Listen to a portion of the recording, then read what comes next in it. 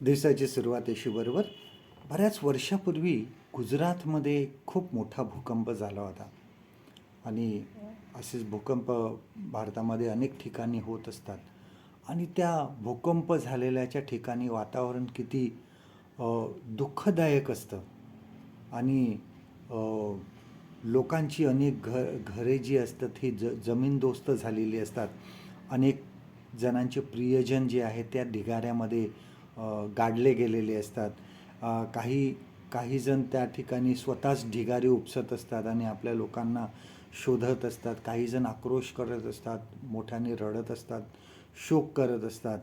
काही नातलग हॉस्पिटलमध्ये गेलेले असतात जे उशिरा आले आणि आपल्या नातलगांना बघायला जातात ते. आणि जर हॉस्पिटलमध्ये दिसले नाही तर शवागारामध्ये शेवटी जातात की त्या मेलेल्यांमध्ये तरी आपले लोक सापडतात का. आणि इतकं कठीण ते दुःखद जे सर्व काही परिस्थिती असते, वातावरण असतं आणि प्रत्येकजण दुःखाने अगदी तुटून गेलेला असतो. आणि आपणही स्वतः कुठल्या ना कुठल्या तरी अशा दुःखामधून गेलेलो आहोत. प्रत्येक जणाला अशा प्रसंगामधून जावं लागणार आहे. आणि म्हणून आणि गेलेलो असू आपण, आणि म्हणून आपण स्तोत्रसंहिता 55च्या ह्या अध्यायामध्ये दाविदाचा शोक आपण समजू शकतो, कारण आपण सुद्धा त्यामधून बऱ्याच वेळेस गेलेलो आहोत. दावीद हा त्याच्या आयुष्यातील अत्यंत कठीण प्रसंगामधून जात होता.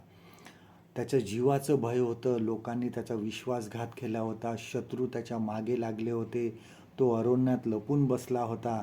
आणि अशा कठीण प्रसंगामधून दावीद जात होता. तरीही स्तोत्र 55 साम 55 ह्याच्यातलं 5वं वचन वर्स 5 ह्यामध्ये दावीद तरीही सांगत आहे की मी देवाची प्रार्थना करतो आणि देव माझं ऐकेल.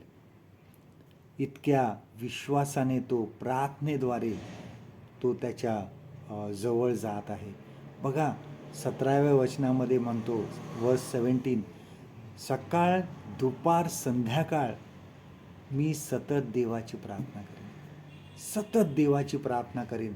आणि ज्यावेळेस आणि त्याचा हा विश्वास आहे की तो माझी वाणी ऐकेल आणि ह्यातून मला बाहेर काढेल. जेव्हा आम्ही प्रार्थना करतो त्यावेळेस आमच्या ज्या दुःख आहे, आमच्या वेदना आहे, त्यावरून आमचं लक्ष निघून देवाच्या प्रेमावर, देवाच्या करुणेवर आमचं लक्ष केंद्रित होतं. त्या दुःखाच्या ओझ्याखाली दबून जाण्याच्या ऐवजी आम्ही आमच्या दुःखाचे जे ओझं आहे हे देवावर टाकतो. जेव्हा दुःखाने भरलेलो आहोत आम्ही त्यावेळेस प्रार्थना करा, देवाकडे जा, तो तुमची वाणी ऐकेल. कारण आपल्या प्रार्थनेच्या शब्दापेक्षा देव आमचं हृदय ऐकतो. आजचं देवाचं वचन आपल्यासाठी हे आहे, स्तोत्रसंहिता 55 आणि 16वं वचन, साम 55 अँड वर्स 16. मी तर देवाचा धावा करीन आणि परमेश्वर मला तारील. परमेश्वर करो आजचा दिवस तुमचा आशीर्वादित करो.